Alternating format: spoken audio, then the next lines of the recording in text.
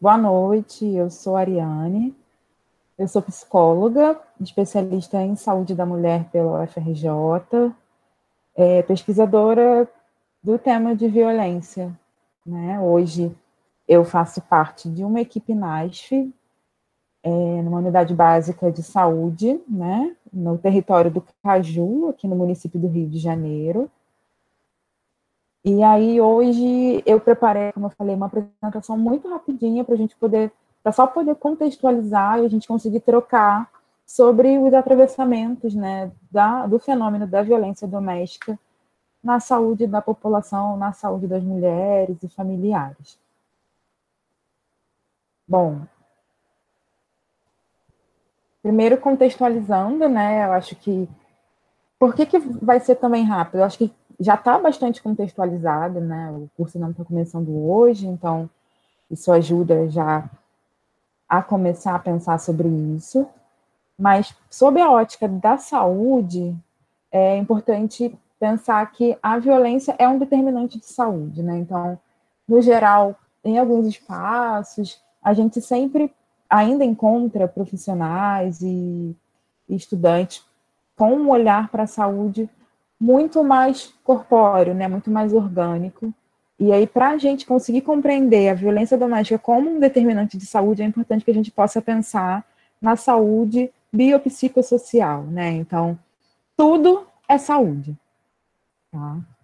Partindo disso, é importante a gente conseguir compreender que o principal lugar, né, onde acontece violência doméstica é no domicílio, né? E, no geral, a reincidência da violência. Então, a violência ela não é um evento isolado, né? É uma experiência que vai perdurando por muitas vezes vários ciclos, né? E aí várias gerações também dentro do contexto familiar. Então, é importante que a gente possa fazer uma análise com essa perspectiva sistêmica e longitudinal, né? Então, no geral, a violência, ela é marcada em várias gerações, né? Não é incomum a gente encontrar, eu encontrar, no caso, né? Ou quem está na ponta, pacientes que têm uma história muito marcada pela violência. E aí, essa violência, por muitas vezes, não é nem significada, né? Não é nem entendida como uma violência doméstica, né? A gente vive um contexto sociocultural que a violência está muito naturalizada, né? E aí isso dificulta muito poder olhar com a lupa para aquele fenômeno da violência doméstica, entendendo que aquilo é violência doméstica. Então, se para a gente que tem um estudo, né, que tem um olhar atento, a gente ainda precisa estar cada vez mais atento, né, aos sinais, imagina para a população que só vem naturalizando isso no dia a dia, né? Então, isso é muito presente na realidade das famílias brasileiras. E aí, pensando nisso, a violência ela tem muitos significados na nossa cultura, né? Então, hoje, o que a gente percebe é que a violência, por muitas vezes, se apresenta como uma forma de resolver os conflitos familiares, né? E aí, várias discussões são possíveis a partir disso. Por exemplo, a palmada que a mãe dá na criança, né? Ou então a agressão física do parceiro, porque a mulher saiu com determinada roupa, enfim. Ou então o neto que está se envolvendo com o tráfico, e aí vou dar uma surra porque é isso que vai resolver. Então, a gente tende a naturalizar a violência para resolver os conflitos do dia a dia. Pensando no contexto da saúde, né, a terminologia violência doméstica é análoga à terminologia violência intrafamiliar. Né? Então, quando a gente pega a ficha de notificação de violência do Sistema de Vigilância de Saúde, ela vem lá em cima, violência interpessoal ou autoprovocada, e anterior a isso era chamada de violência intrafamiliar. Né? Então, porque abrange, para além das agressões que ocorrem nos membros da família, as violências cometidas por outras pessoas que coabitam esse espaço doméstico. Né? Então, durante o meu período de formação na especialização, na residência, um dos meus cenários foi o CEAM Chiquinha Gonzaga. E aí, por muitas vezes, assim, algumas mulheres chegavam encaminhadas e elas não conseguiam ter a percepção de que aquilo era violência doméstica porque era um vizinho que estava sempre ali com a família, né? Então, não necessariamente para ser considerado violência doméstica precisa ser o parceiro, né? Pode ser o filho que está agredindo a mãe, né? O neto que está agredindo a avó, isso também é considerado violência doméstica. E aí existem várias formas, né? Contra a mulher, contra a criança, contra o idoso, e diversas naturezas, psicológica, física, sexual, privação, abandono, negligência, tudo isso, no contexto de saúde, é considerado violência doméstica. Bom, aqui falando bem rapidamente, né, das bases dessa violência, então a gente está falando de um modelo de dominação, onde essa figura masculina majoritariamente, mas a gente não pode afirmar que são só homens que cometem violência doméstica, né? A gente tem diversos casos de relacionamentos entre mulheres em que também ocorre violência doméstica, mas é muito marcante o patriarcado dentro desse fenômeno, né? Então, tendo a figura masculina como a detentora do saber, dos bens, o provedor, as posses, aquele que acredita que é ele que vai organizar toda a família e dizer o que pode e o que não pode.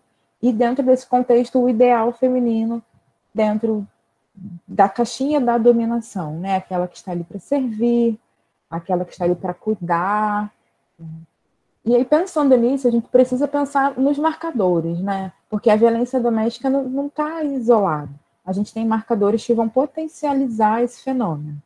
Marcadores de classe, de gênero e de raça, né? Então, quando a gente pensa em marcadores de classe, o que eu estou querendo dizer é que quanto mais baixa é a classe dessa família, mais evidente fica o fenômeno da violência doméstica, né? Porque tem vários outros atravessamentos para além do patriarcado, né? Então, o patriarcado ele se utiliza, né, a partir dessa lógica dominante daquilo que é possível. Então, se uma mulher tem dependência financeira desse homem, fica muito mais difícil que ela possa perceber, que ela possa conseguir romper esse ciclo, né? E isso vai virando muito adoecedor. De gênero, porque, né, a gente está falando de relações de dominação, e de raça, né? Não dá para fingir que o marcador do racismo não não opera na violência doméstica, né? Se a gente pega os boletins epidemiológicos, se a gente pega o Atlas da Violência, né, o mapa da violência doméstica, os números de mulheres negras são sempre maiores. E aí, ainda, né, pensando no que chega, e aí eu estou falando bastante da minha experiência, né, na área da saúde, eu estou há 3 anos, nem sempre a mulher chega sabendo que está sofrendo violência, né? Com isso de maneira consciente, assim. E para além disso, nem sempre ela chega até o ambiente da saúde com essa queixa, né? Então, se em outros equipamentos que a gente tem na nossa rede intersetorial, por exemplo, o CEAM, o CRAS, né? As DEANs, as mulheres já chegam com isso posto, na saúde não é bem assim, né? Por muitas vezes cabe a gente, enquanto profissional, perceber isso e ajudar essa mulher, empoderar essa mulher, de modo em que ela também consiga perceber para, a partir daí, começar a trabalhar. Então, os principais indicadores que a gente chega, assim, que acendem uma luzinha quando eu sou convocada para fazer uma interconsulta, então quando eu estou discutindo um caso com um médico, né, é os mais diversos. Então, transtornos crônicos, vagos e repetitivos, o início tardio do pré-natal daquela gestante, né? Porque não dá para a gente desconsiderar que ainda as mulheres têm esse sonho, né, de casar, de ter filhos, e é muito incomum que quando elas descobrem que estão grávidas, elas não queiram começar logo, descobrir o sexo, né? Muitas vezes, assim, chegam mulheres já com uma gestação avançada, porque estavam em conflito, estavam com vergonha, estavam com medo de iniciar o pré-natal, de descobrir toda a história que está por trás daquilo, né? Ou então um companheiro muito controlador, também não é incomum, chega uma mulher com uma queixa de ansiedade para fazer uma primeira escuta com a psicologia, e aí o companheiro lá, participando do atendimento, e quando eu peço para sair, para que ele possa sair, para que ela possa ter esse espaço de escuta, é um grande mal-estar para ele, que fica bastante irritado, para ela que fica com medo, sem saber se pode ou não confiar naquele espaço, né? Infecção urinária de repetição também é um marcador, né? Então, mulheres que por muitas vezes só têm relações sexual não consentida, tendem a apresentar esse quadro, assim como dor crônica pélvica, a síndrome do intestino irritável, transtornos de sexualidade, complicação nas gestações, abortos de repetição, depressão e ansiedade, que são os clássicos que chegam, né? Então, a mulher sempre é encaminhada para psicologia porque está com depressão, porque está com crise de ansiedade. E aí, quando a gente começa a escutar a história e ela começa a escutar a própria história, ela começa a se dar conta de onde está o gatilho disso tudo. Assim. Então, é importante, a escuta é muito importante para que a gente consiga ajudá-la a percorrer esse caminho. Dor crônica, dor que não tem um nome, nem um lugar, né? Então, a paciente que sempre chega poliqueixosa, cada hora é uma dor diferente, que não sabe dizer muito bem, tentativa de suicídio, lesões físicas que não são explicadas, e fibromialgia. Está muito rápido? Alguém quer fazer algum apontamento? Alguém quer... Eu tendo a acelerar às vezes, mas beleza.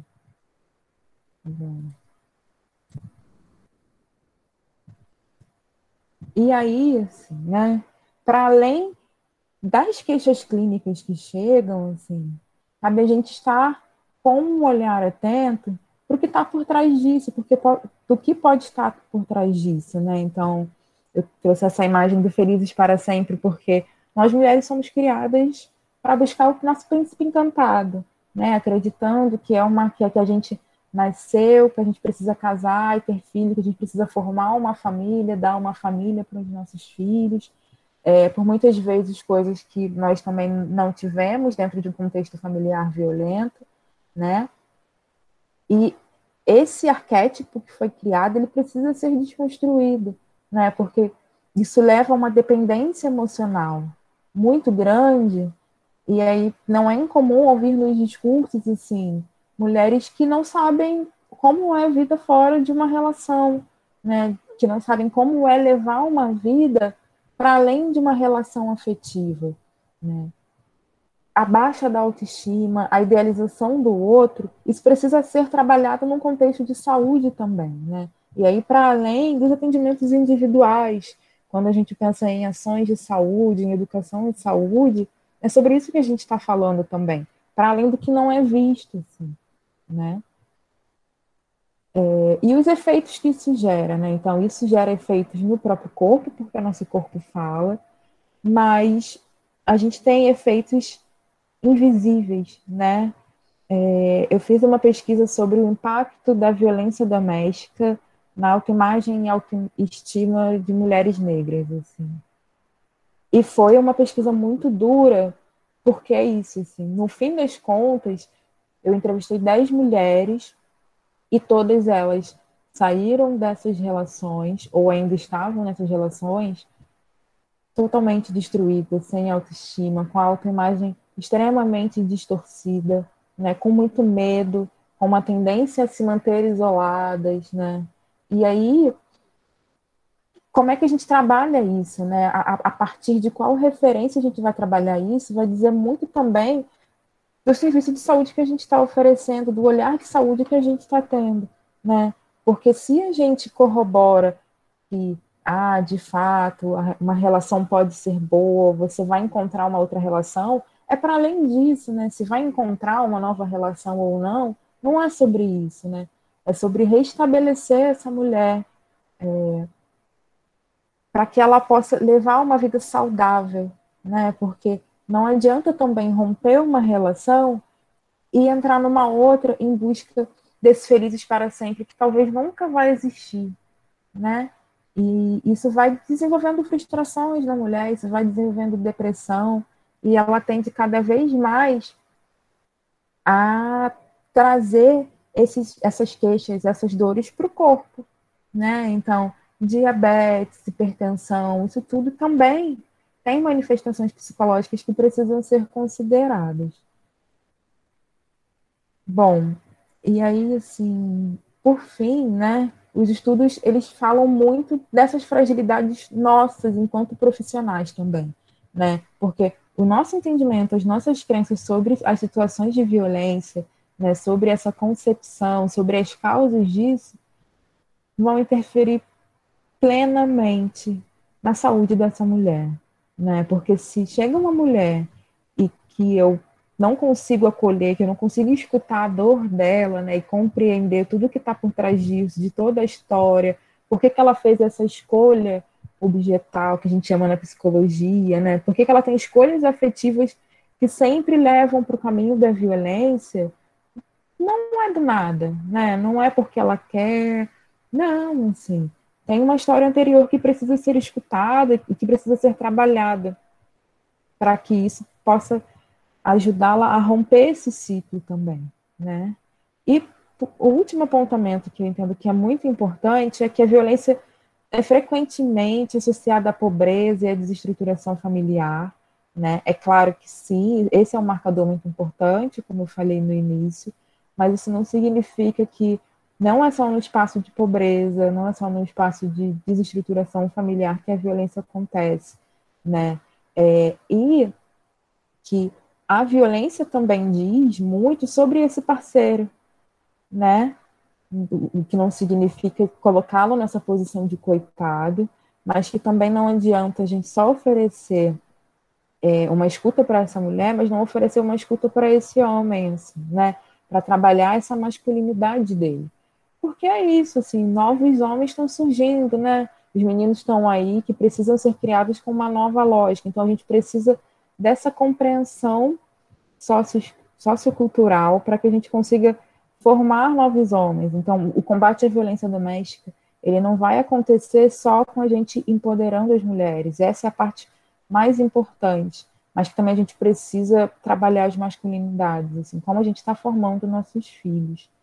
Porque no fim das contas, assim, é muito difícil quando a gente está num contexto de saúde e percebe que toda a família sofreu violência, né?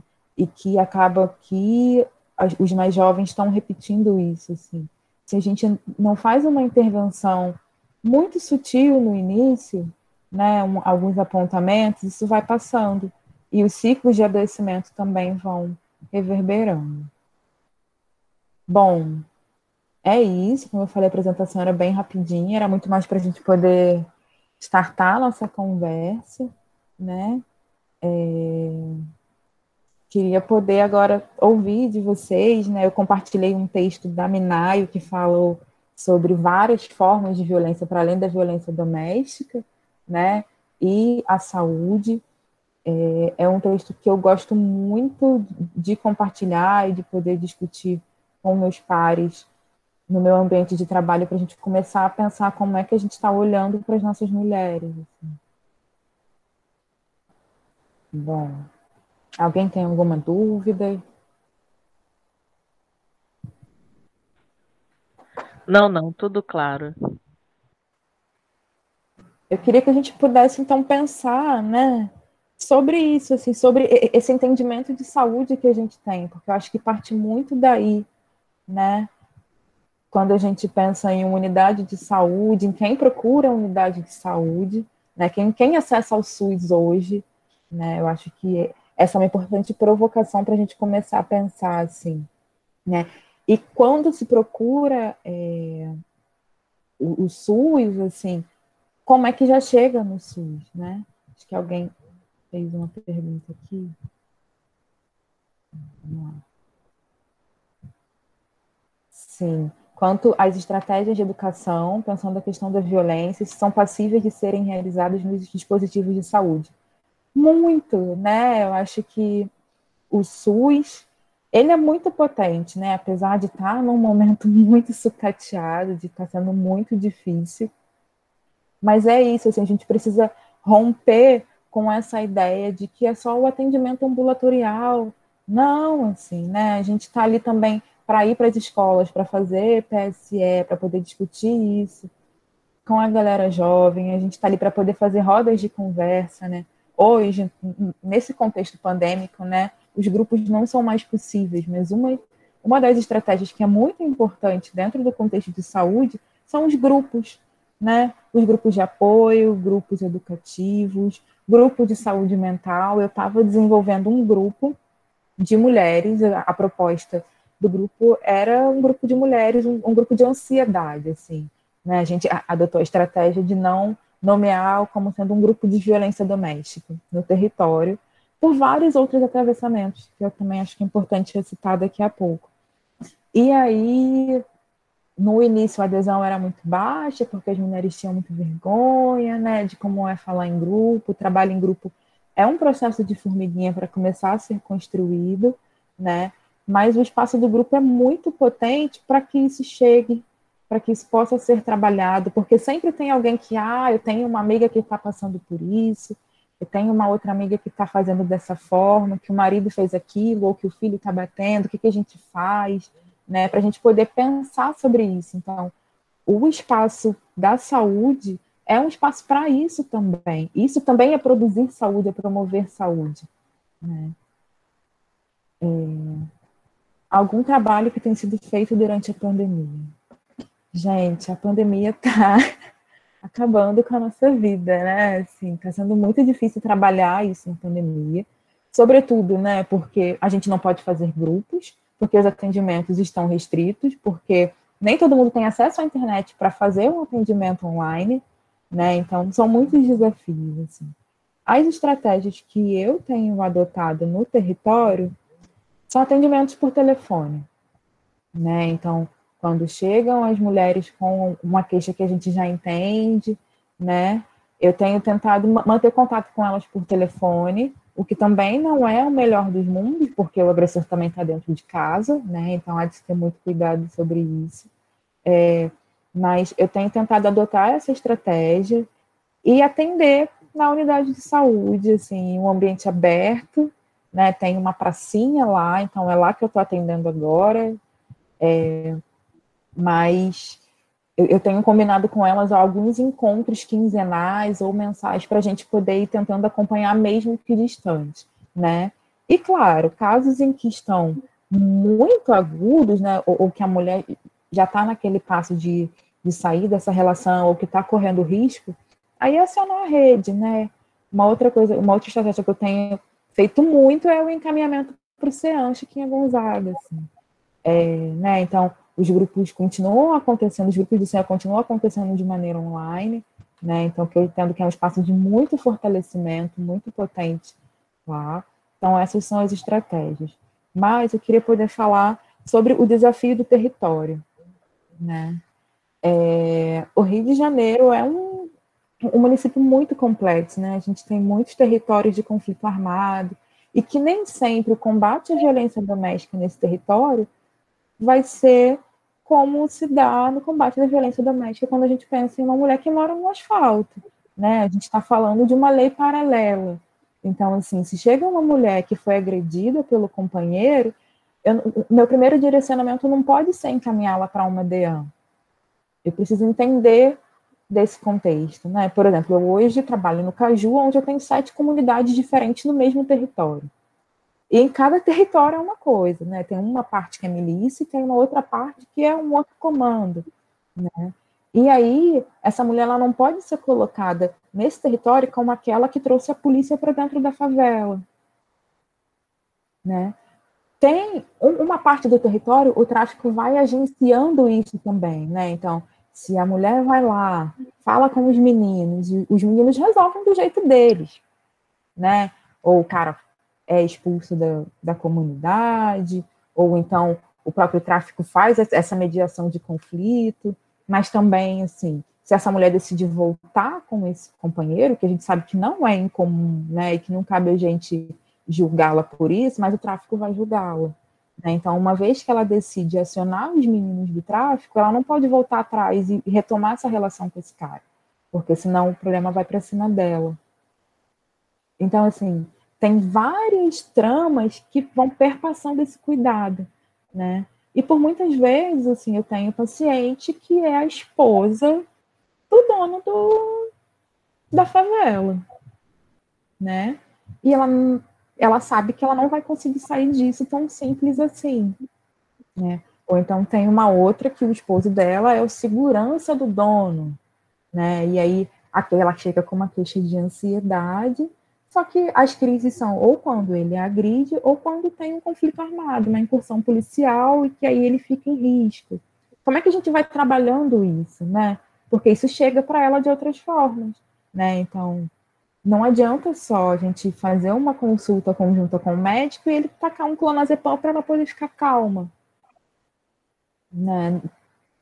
Isso não é saúde, né? Não é promover saúde para ela. Assim, a gente precisa, junto com ela, criar estratégias para lidar com essa situação, né? Então, são muitos os atravessamentos que chegam na saúde, né? Outro exemplo clássico é o caso de crianças, né? Que aí também é considerado violência, porque de mulheres que apanharam do companheiro, porque a criança estava com piolho e deu miíase, aqueles bichinhos na cabeça, né? E aí a gente vai considerar isso como violência doméstica, porque tem médico que fala, ah, não, bem feito, ela não cuidou da criança, é isso que acontece. É bem assim, é por aí que a gente faz, né, o cuidado, é por aí que a gente vai ajudá-la? Talvez não, né? Vamos tentar ouvir essa mãe para ver o que vai aparecer no discurso dela também. Então, muitos atravessamentos. Ariane, posso só complementar essa resposta para a Laura? Durante a pandemia, Laura, foi criado também um projeto, não sei se a Ariane conhece, também chamado Justiceiras.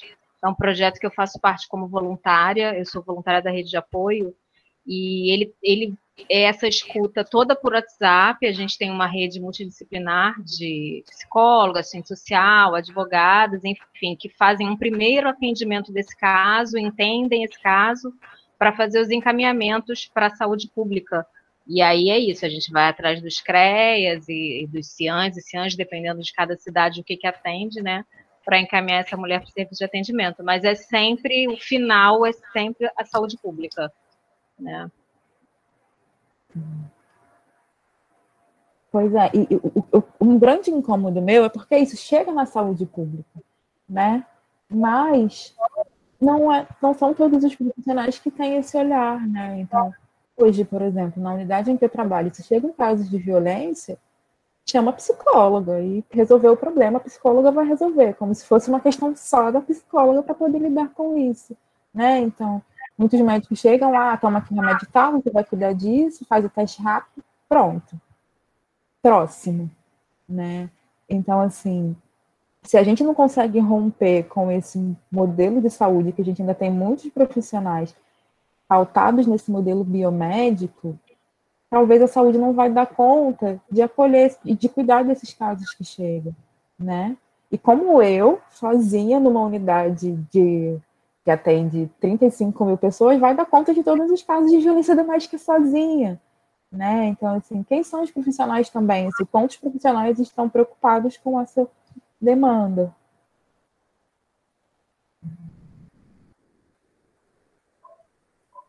A Giovana fez uma pergunta sobre o tratamento do homem, né?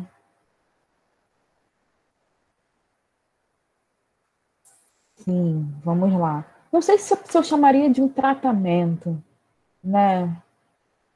Não sei se eu usaria essa palavra de tratamento.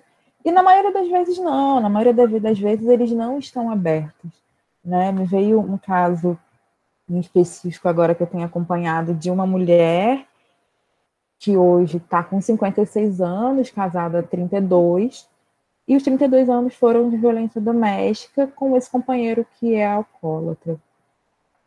E aí esse companheiro, ele dá conta disso, de perceber que é um problema dele, mas ele não dá conta de cuidar dessas dores dele, né?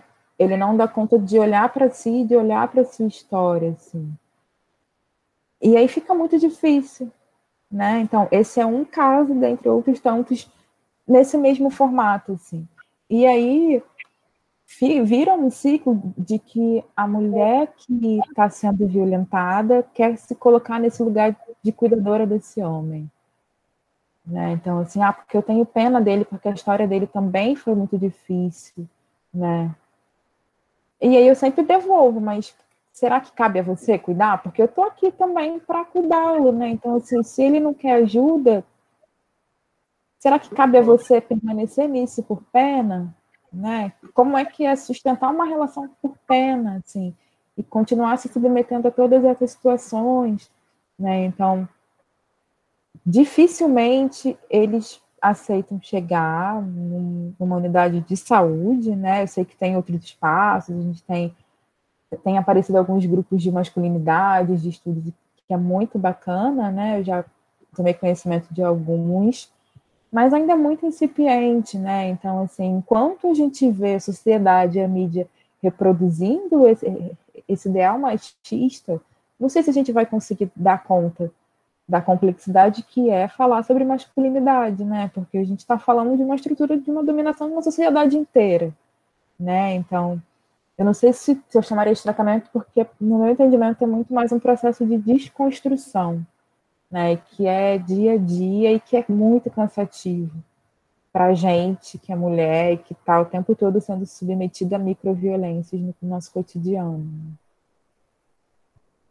Eu fico pensando também nesses grupos de masculinidade, que eu acho super importantes, eu não acho que são de forma nenhuma descartáveis, mas para quem eles falam e a quem eles atendem, né? Porque é para uma classe social e para um tipo de homem, porque os homens, na grande maioria, que vêm de uma outra realidade, enfim, de classe social e até de racialização, eles não entendem esse lugar, né? Eles não se veem nesse papel. Então é muito mais profundo, né? E eles não vão chegar nesses grupos. Então acho que Sim. esse é uma coisa que eu sempre falei, assim, enquanto a gente não tratar esses homens, é claro que é importantíssimo esse trabalho que a gente já vem fazendo aí, né? E que tem que ser continuado. Mas enquanto não tratar esses homens e não olhar para essas crianças, na verdade, também, a educação começar nas escolas, né? A gente não vai ter muita mudança, eu acredito. Assim. A mudança ela vai existir, mas ela vai ser muito lenta, né? Então, acho que esse trabalho nas escolas, com as crianças pequenas, a partir da alfabetização, ele é primordial para esses meninos crescerem numa outra realidade, os meninos de favela, de comunidade, porque é muito naturalizada a violência ali. E ele não vai acessar esses grupos de masculinidade tóxica, né? Exatamente. É um outro lugar, então é muita coisa, né? Sim, é muita coisa, é exaustivo, né? Por vezes eu me pego, nossa, por que eu estou estudando violência? Por que eu estou falando de violência o tempo todo, né? Assim, porque é um contexto muito difícil, né? Não dá para a gente desconsiderar o nosso contexto político que vai corroborando essas violências também, né? Não dá para a gente negar que isso não está acontecendo. Então, né? E se a gente tem pessoas que são formadoras, né? Educadores, os pais, os avós que já naturalizaram essa violência, se a gente não chega para conversar, para poder falar e pensar junto sobre isso, não sei se a gente está só enxugando o gelo, cuidando só das mulheres, né? Eu fico me perguntando muito sobre isso, assim, porque esse trabalho de atender essas mulheres é, claro, que é o mais importante, a gente poder se acolher, né? Mas se a gente não trabalhar esse outro lado, a impressão que eu tenho é que a gente só está enxugando gelo, né? A Giliane fez uma pergunta sobre notificação. Esse é um outro ponto muito delicado na saúde pública, assim, né? A notificação tem um papel fundamental, né? Porque só com a notificação que a gente consegue política pública, né?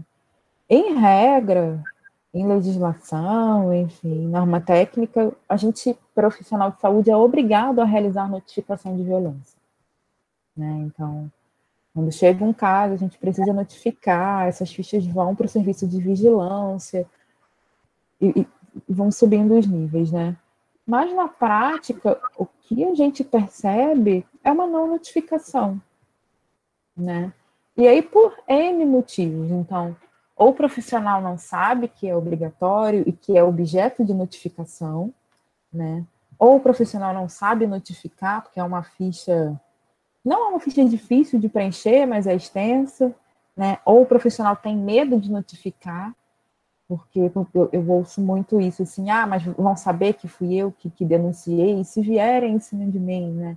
Não, gente, assim, a ficha tem um caráter puramente estatístico, né? Não vai para nenhuma delegacia, não vai para nenhum lugar. Com exceção dos casos de crianças, né? Que aí precisa ir para o conselho tutelar, o que também é muito delicado, né? Então, eu sempre faço um exercício de me distanciar do conselho tutelar. Eu faço o encaminhamento e, a partir disso, é com o conselho também, né? Claro que se eu preciso discutir o caso, eu vou discutir o caso, mas eu tento sair do máximo desse papel de ser a denunciante, né? De ser a pessoa que está levando o problema a instâncias maiores. Mas porque muitas vezes os casos não chegam na saúde por isso também. Eu ouvi de uma colega de trabalho essa semana que a neta dela, o discurso dela, né? Ela está dizendo que foi abusada pelo pai, eu não sei se isso é verdade, mas ela está triste, ela está se cortando, ela está falando de se matar. Mas você acha que você pode atendê-la? Eu falei, eu acho não, eu preciso conhecê-la, eu preciso escutá-la, né? Não dá para a gente dizer que você acha assim, a gente precisa acreditar no discurso dela. Aí ela, mas aí se eu trouxer, você vai encaminhar para o conselho tutelar? Porque o que vai acontecer com ele, né? Porque bem ou mal ele é o pai dela, a gente não quer que nada aconteça com ele. E aí eu falei, olha, eu vou precisar, né, acionar o conselho tutelar, porque é uma questão legal, assim. O que vai acontecer a partir disso já não cabe a mim. Aí ela falou, mas então não vou trazer ela, não. Eu falei, nossa, mas você vai ver sua neta nesse sofrimento, pensando podendo tentar suicídio, pensando em poupar esse homem, assim, né? Então, por muitas vezes não chega por isso, por esse medo da denúncia, né? Mas não tem jeito, a gente precisa notificar, porque se a gente não notifica, a gente não consegue fortalecer a política, né? Então, por exemplo, hoje a gente tem uma política nacional de saúde da mulher de 2011. Na verdade, a primeira edição, se eu não me engano, é de 2004. Ela foi revisitada em 2011, mas não teve nenhuma mudança. Assim, né? E como é que a gente fortalece a política? Mostrando dados. Né? E aí eu faço um trabalho de formiguinha, todos os casos. Toda semana eu preencho pelo menos 5 fichas de notificações diferentes. Assim. E se tiver que ser só eu preenchendo na unidade, vai ser só eu, nem que eu separe um dia inteiro para poder fazer a notificação. Mas porque se eu não faço a notificação, como é que eu vou garantir direitos? Né? Como é que eu vou garantir a continuidade da existência da rede de proteção? Né? Não vai ser possível, assim, a gente precisa justificar a necessidade dessa rede, e isso só com a notificação.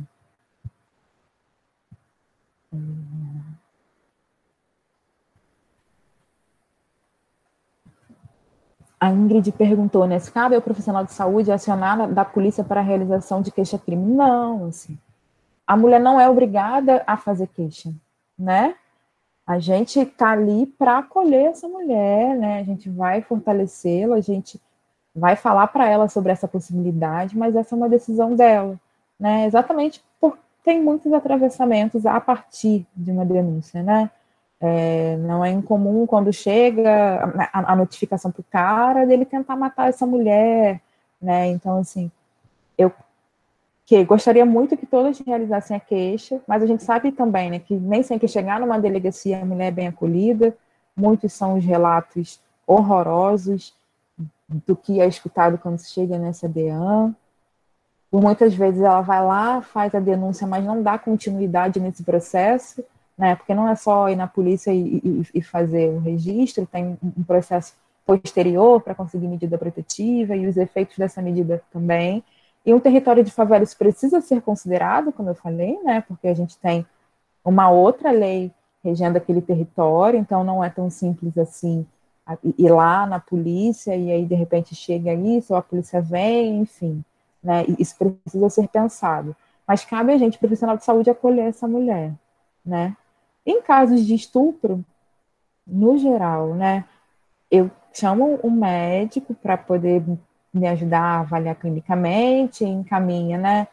Para profilaxia, exames de teste rápido, todos os processos que podem vir a partir disso, né? Encaminha para o IML para fazer corpo de delito, E aí o que ela vai fazer com o resultado desses exames de corpo de delito também é uma decisão dela, né? Claro que a gente vai estar ali para apoiá-la, mas eu costumo dizer que tem um limite da nossa atuação em que a gente precisa do aval dela, né? Eu não vou invadir o espaço dessa mulher, porque ela já está sendo muito violentada o tempo todo. Então, acho que é muito mais se apresentar como uma pessoa que está ali para acolher, como mais uma rede de apoio, do que só para direcionar, né? É importante dar esse passo atrás, assim, apesar de saber todas as possibilidades que a gente tem de aparatos, né, para oferecer para essa mulher, mas eu acho que a primeira preocupação é poder ouvi-la, né?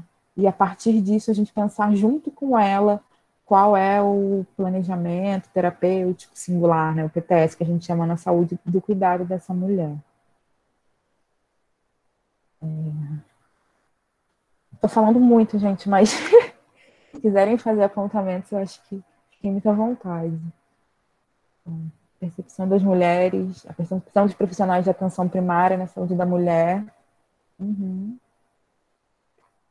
Na prática acontece bastante, sim. Né? Quando a gente fala de saúde da mulher, da linha de cuidado de saúde da mulher, na saúde, a primeira coisa que vem é preventivo, né? Prevenção, faz preventivo em todo mundo, agenda mamografia, né? A gente viu que esse ano foi, ano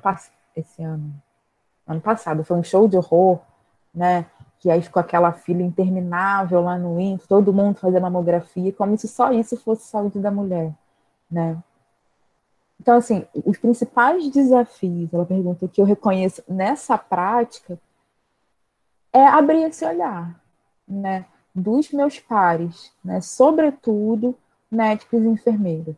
É claro que não dá para desconsiderar o sucateamento da saúde pública, né? Então, a gente está num contexto muito difícil que, por vezes, dificulta até que o atendimento seja um atendimento bom e integral. Né? Por exemplo, na unidade em que eu trabalho, a gente está com menos 7 médicos.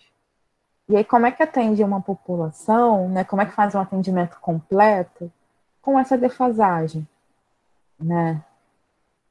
A gente não dá conta, assim, na maioria das vezes. Então, mas uma estratégia, né, que eu tenho utilizado muito é separar turnos meus para atender junto com eles. Assim.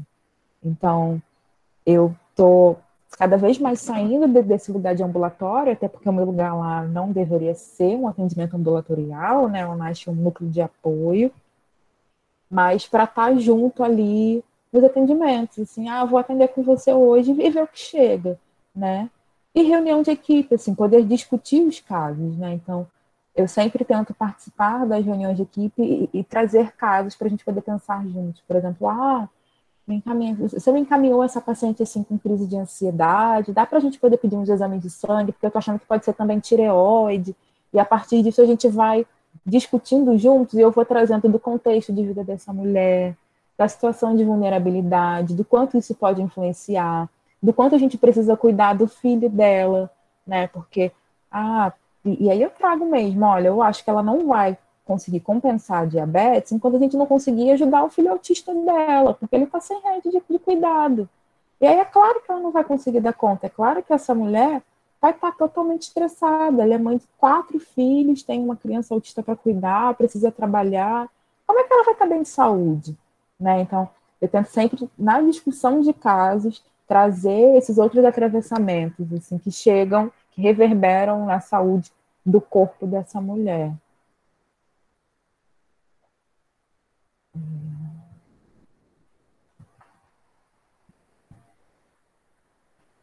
Sim, muito importante essa pergunta da Vânia, né? Como é que é trabalhar, porque assim, os profissionais também são pessoas, né? Por muitas vezes vivem isso, né? Ou tem familiares que estão vivenciando. Eu sou uma pessoa que já viveu, que já teve um contexto familiar que já vivenciou isso também. E até eu chegar no nível de elaboração para conseguir dar conta de falar disso, pesquisar disso, eu precisei me cuidar muito, né? E aí, assim, sempre que eu percebo, né, o que um profissional chega para mim e fala, eu não consigo falar disso por conta disso, disso, disso, eu dou um passo atrás. Eu não vou forçar esse profissional a passar do limite dele. né? Cada um tem seus limites, assim. Por exemplo, eu não gosto de ver sangue, né?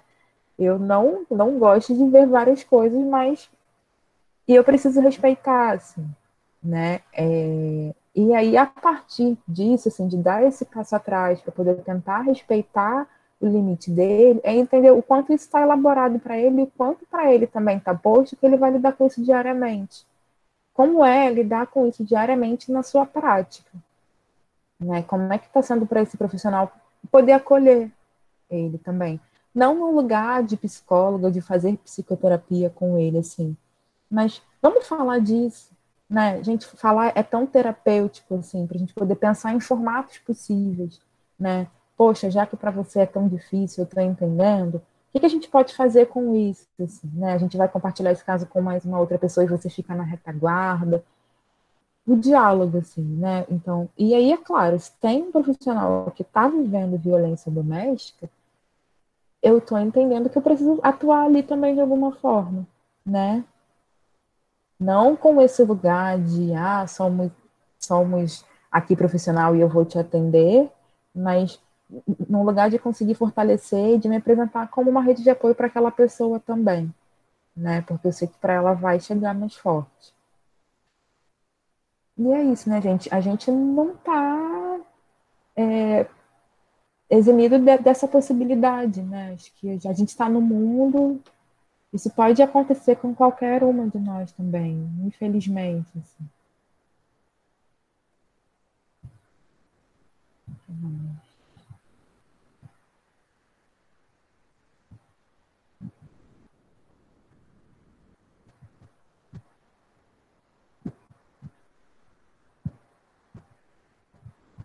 A Juliana está falando sobre a medicalização do sofrimento, né? Que muitas mulheres que sofrem violência doméstica não conseguem denunciar, mas que relatam não dormir, sim.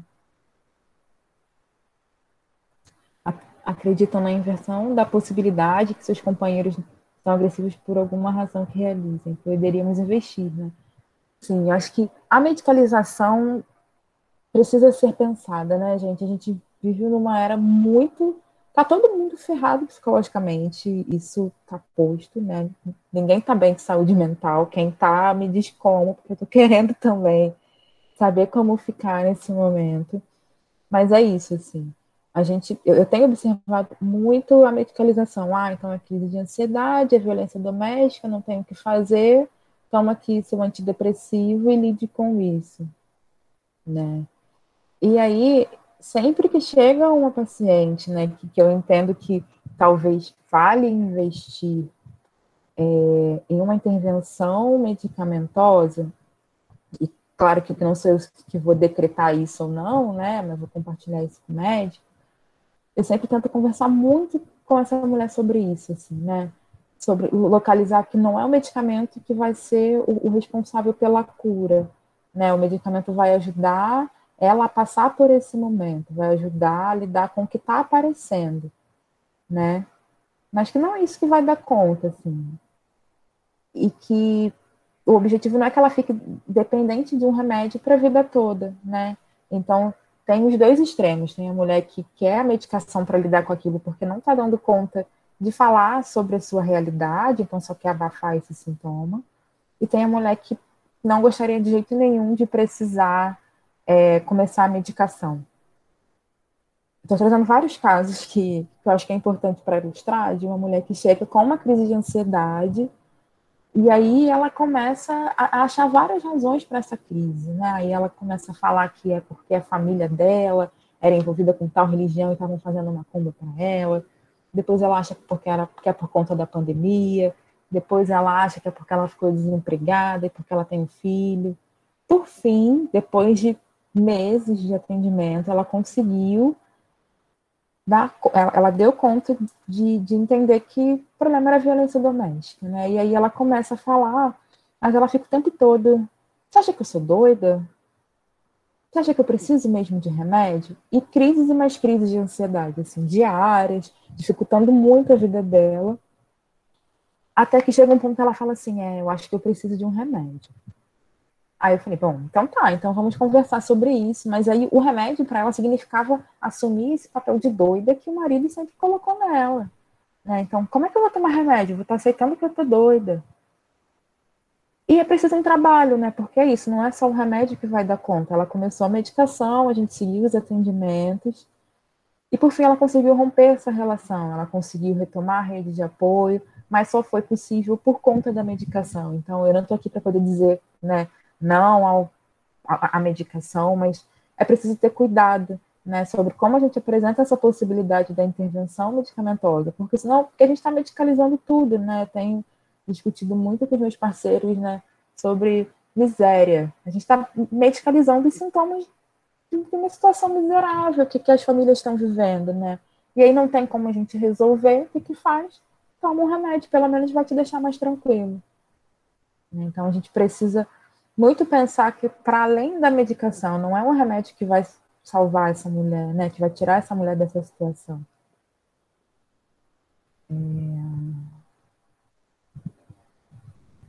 E sim, né? A Juliana falou de uma inversão da responsabilidade, né? É isso, assim. O que eu tento fazer nas minhas intervenções é sempre, para além de colocar a culpa nesse homem, né, é trazer ela para a responsabilidade da vida dela. Tipo, tá assim, e aí? Assim, você está disposto a continuar com isso, né? Quais são os efeitos que isso vai continuar produzindo para você? Assim, você está feliz com essa vida? É esse tipo de relação que você sempre quis, né? E não é incomum chegar a relatos, mas é porque eu nunca tive uma família, eu preciso dar uma família dos meus filhos, com pai, mãe. E aí provocar também, né? Mas qual é a qualidade da família que você quer oferecer para os seus filhos, né? Você acha que essa família é uma família sadia para os seus filhos, assim? Vamos pensar junto sobre isso, né? Quais são os efeitos que isso está sendo produzido também no cotidiano, né? Como é que vai ser o desenvolvimento do seu filho? Quais são os traumas que estão sendo produzidos nessas crianças, assim? Porque senão ele também pode passar por isso lá na frente, né? Também vai se tornar a menina que sofre violência doméstica, né? Quais são os efeitos disso?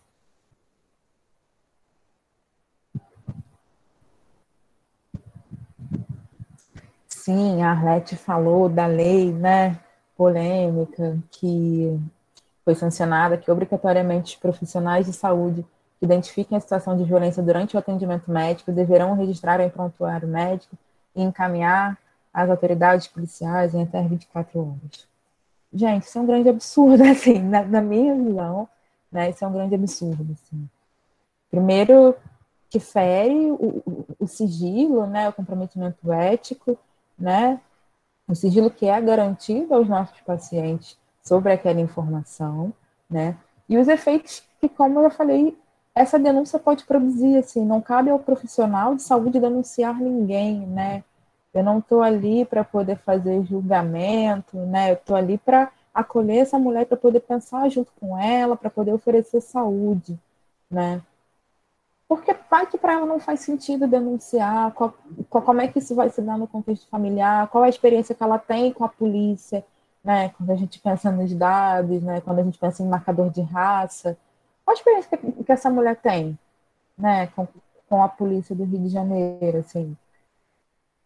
Eu sou absolutamente contra isso, né? Até em prontuário eu tento registrar o mínimo de informações possíveis sobre isso, né? Então, eu sempre falo, quando chega um caso, paciente sofrendo violência doméstica, porque quais são as informações que são necessárias para estar ali naquele prontuário também para garantir essa continuidade, né? Quem vai abrir esse prontuário, quem tem acesso a isso?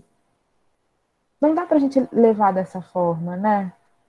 De achar que tem que denunciar, até porque o que a polícia vai fazer com isso também, assim, né? Não são poucos os casos de mulheres que morreram vítimas de feminicídio que tiveram inúmeras queixas e nada foi feito. Não é isso que vai garantir a segurança e o rompimento dessa relação para essa mulher. A Eliane me perguntou se eu trabalho com equipe interprofissional e sobre o projeto terapêutico singular. Sim, né? Eu sou integrante do NASF. O NASF é uma equipe de apoio na saúde da família, então é o núcleo de apoio à saúde da família. Cada NASF tem uma composição, enfim, né? Tá uma grande dificuldade ser NASF hoje. O nosso presidente publicou uma portaria acabando com a obrigatoriedade do NASF, então hoje não é mais obrigatório ter psicólogo, assistente social, né? Essa equipe multi apoiando a equipe de saúde básica, a equipe de saúde da família, mas hoje ainda temos alguns poucos NASF. Eu faço parte de um deles, né, que atua... Hoje eu fico só no território do Caju, mas tem um outro que vai se dividindo também em várias clínicas, e é isso, assim, né, o nosso trabalho tem o que é o idealizado e o que é possível, né, o ideal é que a gente atue sempre em conjunto com a equipe, né, com o médico, com o enfermeiro, com o agente de saúde. Mas a realidade não é essa, né?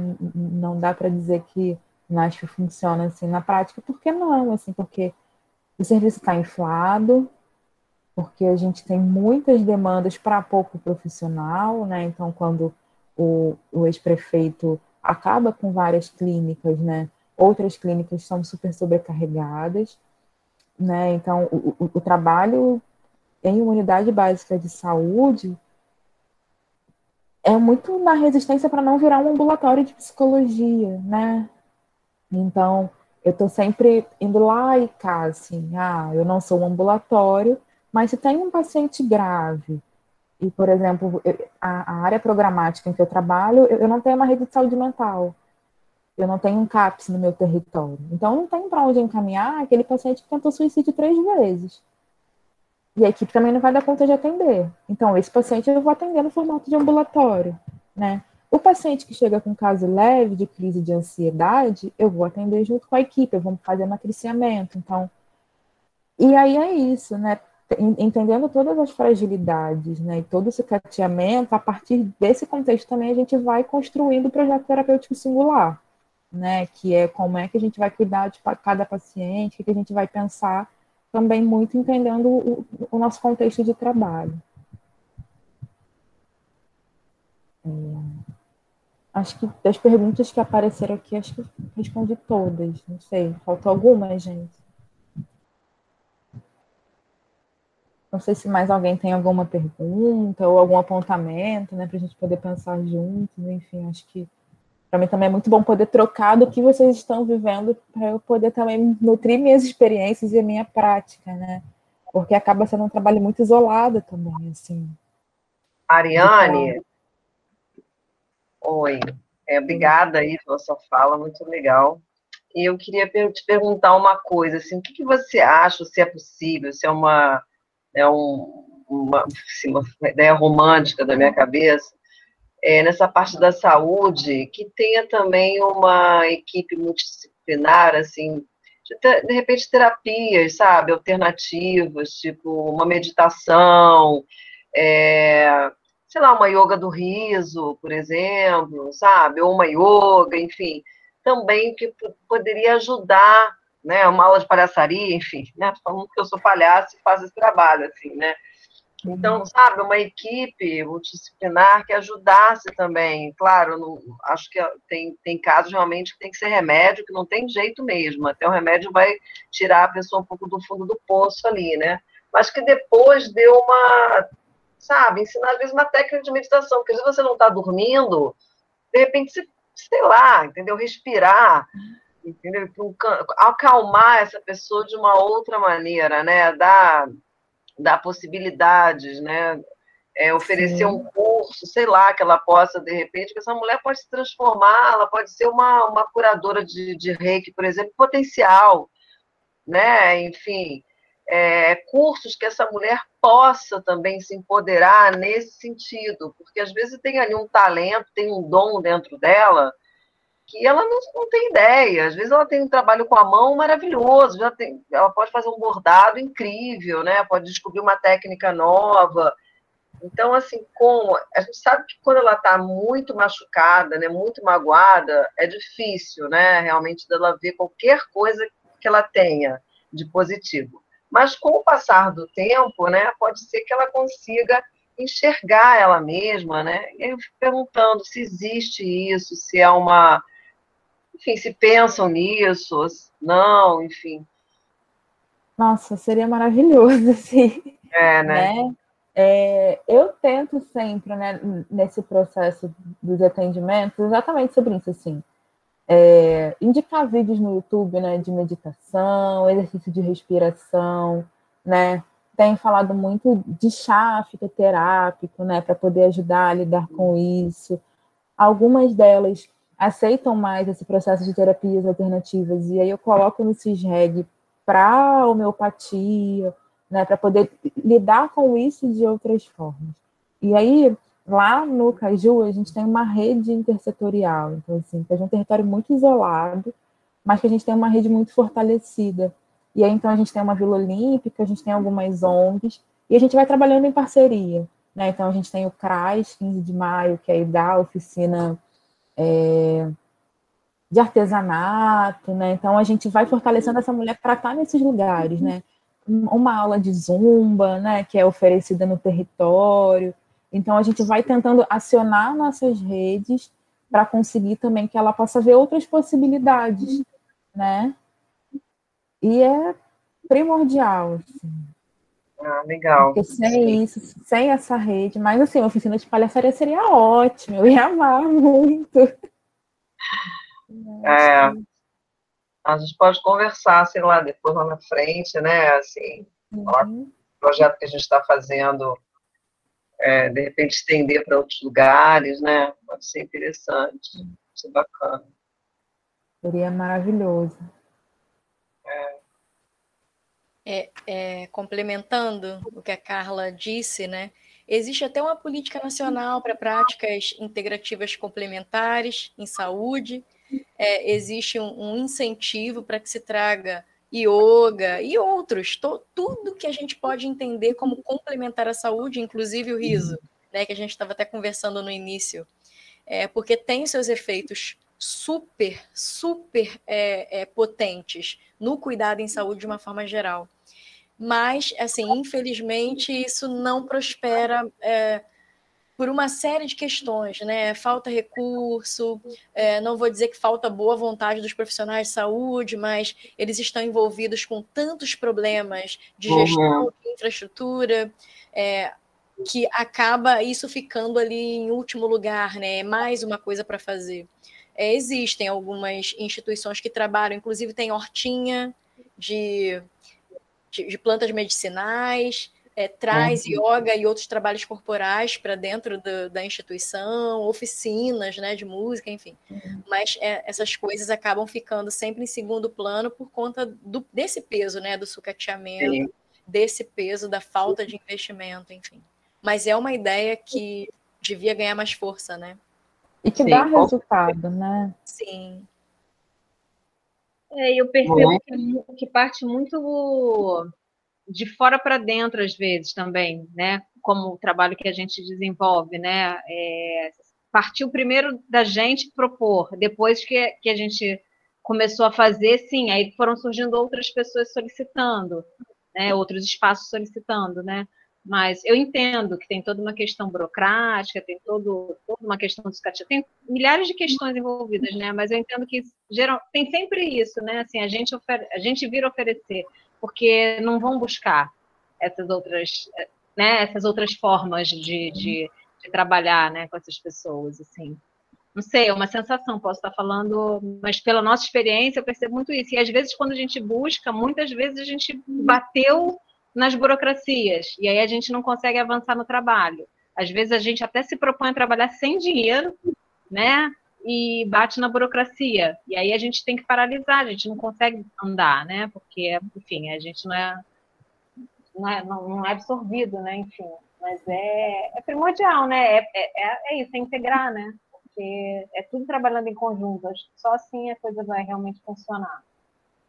Sim, uma estratégia assim, que eu tenho tentado adotar é trabalhar junto com agentes de saúde. Assim, graças a Deus, na unidade em que eu estou, tem muita gente de saúde muito proativos e que sabem fazer muitas coisas.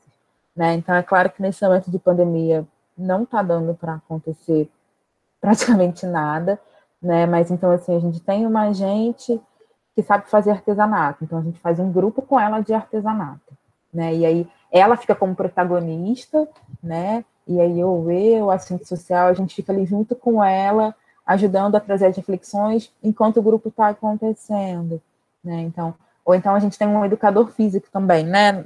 Da Academia Carioca, do programa da Academia Carioca. Então, a gente tenta trabalhar em conjunto nesse processo. Vamos pensar em fazer uma aula diferente, ou então vem com a gente para o nosso grupo de mulheres um dia para ajudar a gente com exercício de alongamento, né, para poder tentar trazer para essas mulheres outras possibilidades de cuidado que não só está ali dentro de um consultório, né, apesar de tudo que tem acontecido.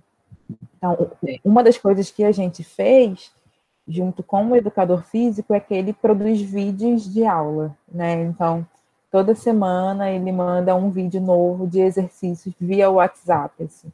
E aí eu tento pactuar com essas mulheres, tenta fazer em casa 3 vezes por semana, né? Pode ser bom para você, para se sentir mais disposta.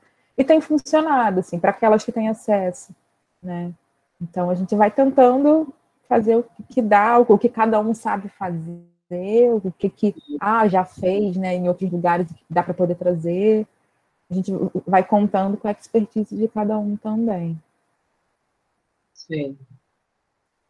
Eu acho também que essas práticas, né, que têm a ver com ancestralidade, pode ser uma coisa muito bacana também, porque muitas vezes as mulheres elas se desconectaram, né, com a avó, com a mãe, com a bisavó.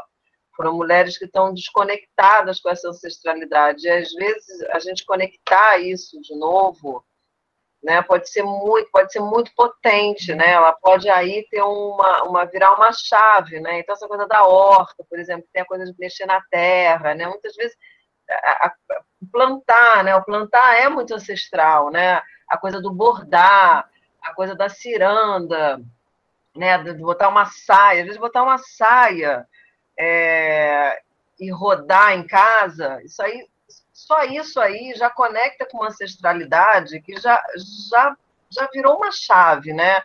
Assim, nela, no último encontro que eu tive agora desse projeto, né, de mulher de vítima de violência doméstica, foi muito bacana. Eu pedi para elas fecharem os olhos e como se elas estivessem chegando numa festa e encontrasse elas sentadas ali e elas vão chamar ela para dançar. Então, você chega numa festa, viu você sentada ali, e você vai fazer esse convite, vem dançar comigo. E ela vai dançar com ela mesma, ela é o par dela. E aí eu botei um tango e pedi para elas fecharem os olhos e dançar com ela mesma.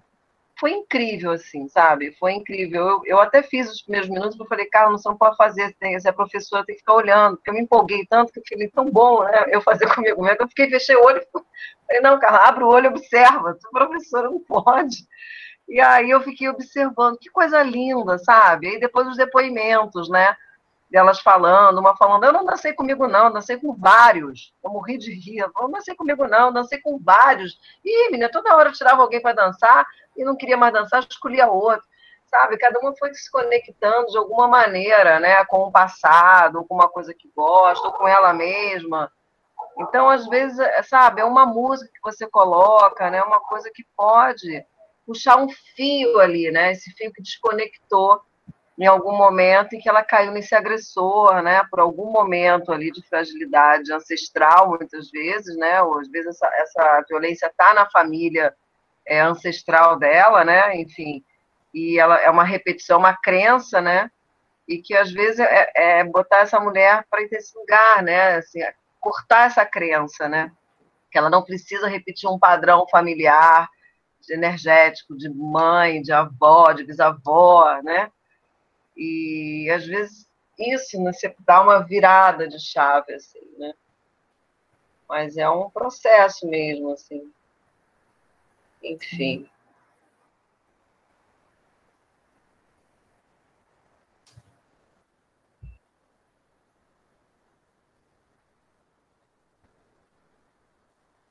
O pessoal está tão silencioso hoje, né?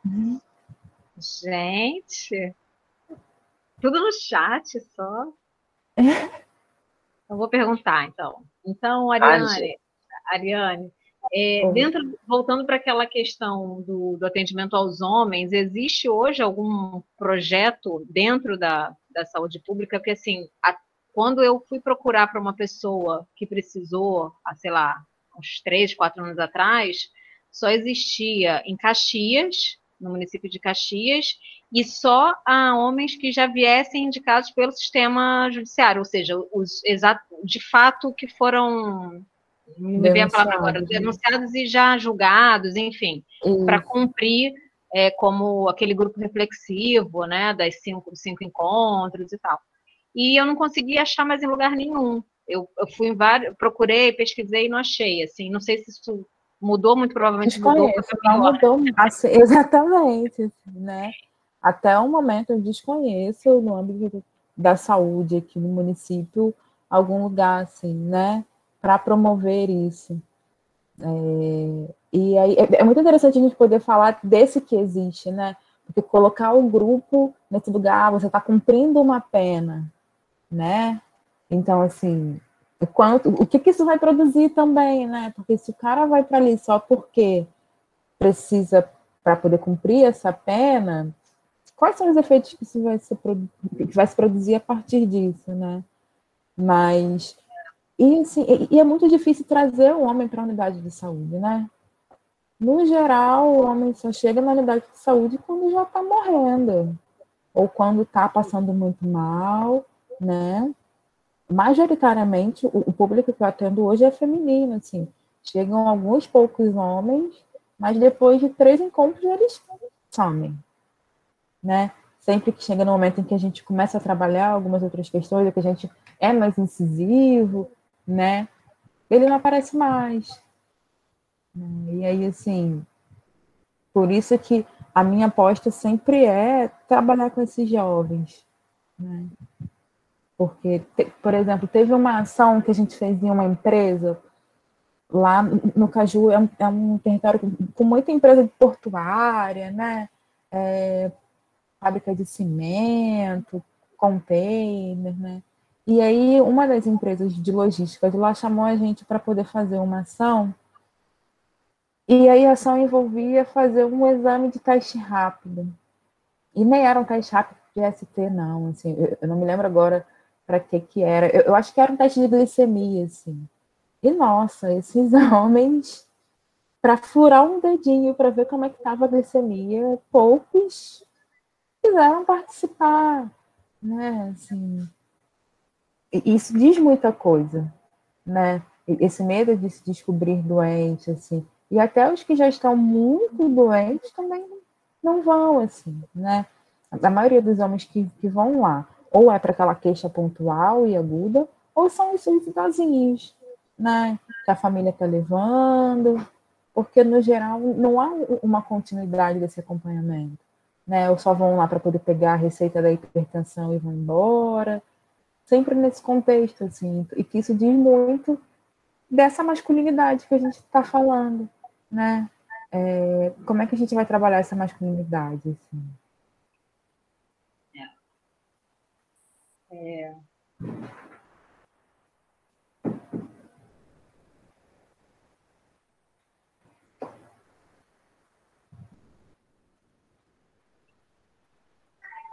Boa noite. Oi. Tá me ouvindo? Estou. Parabéns, Ariane, pela sua fala, pelo seu trabalho.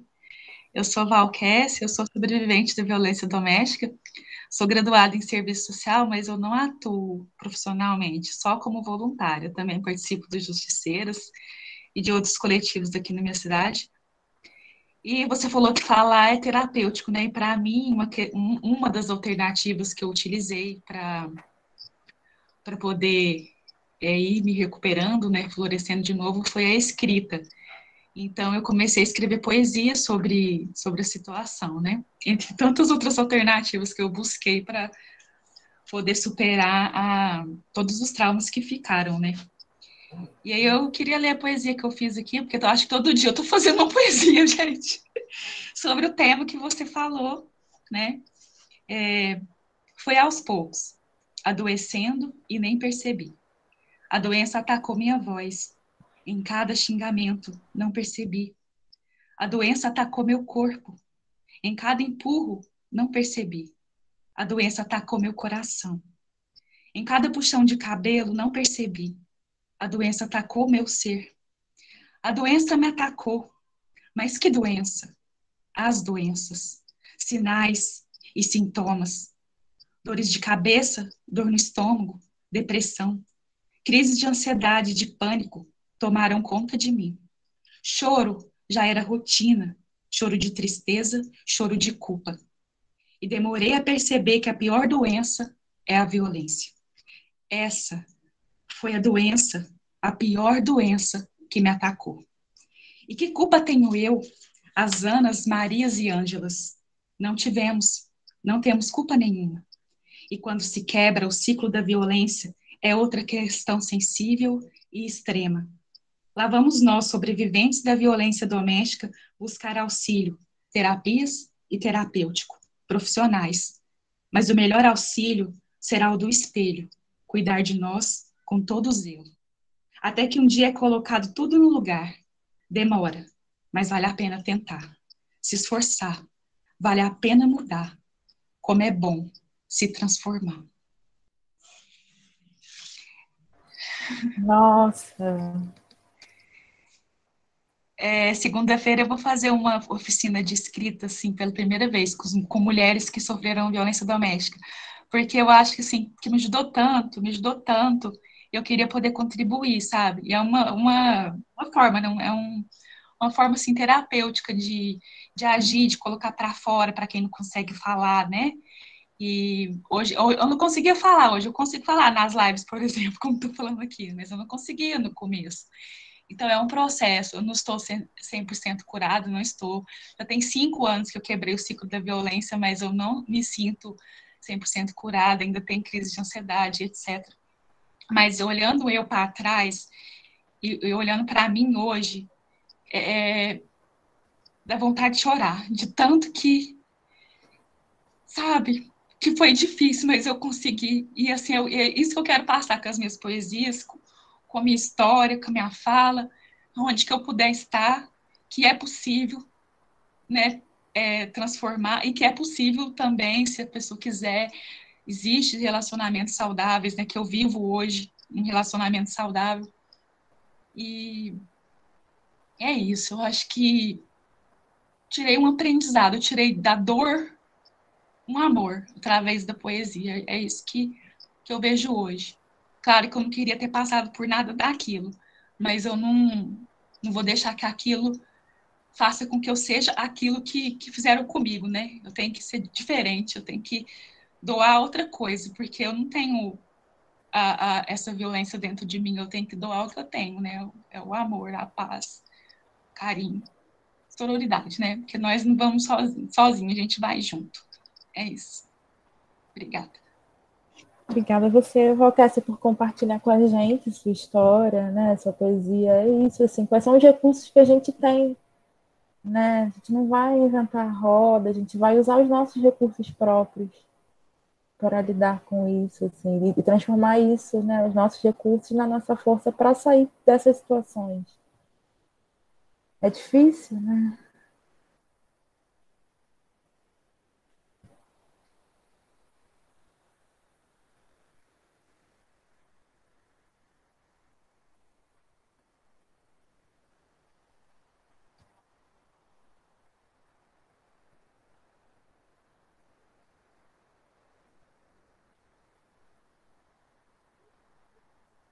Lindo, Valquécia, obrigada mais uma vez. Mais alguém, gente, tem alguma coisa para colocar, para falar, para compartilhar, para perguntar para a Ariane?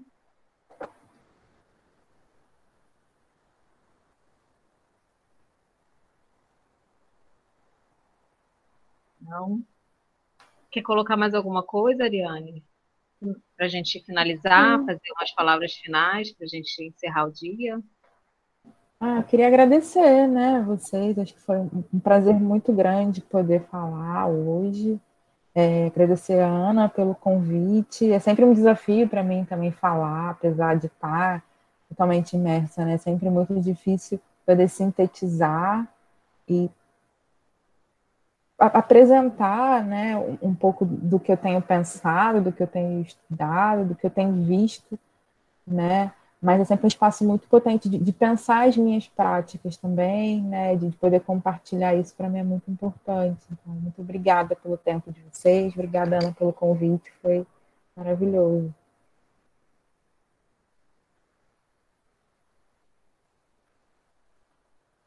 Obrigada a você. Tem algum recado, Ana, para a próxima, alguma coisa que eu esteja esquecendo?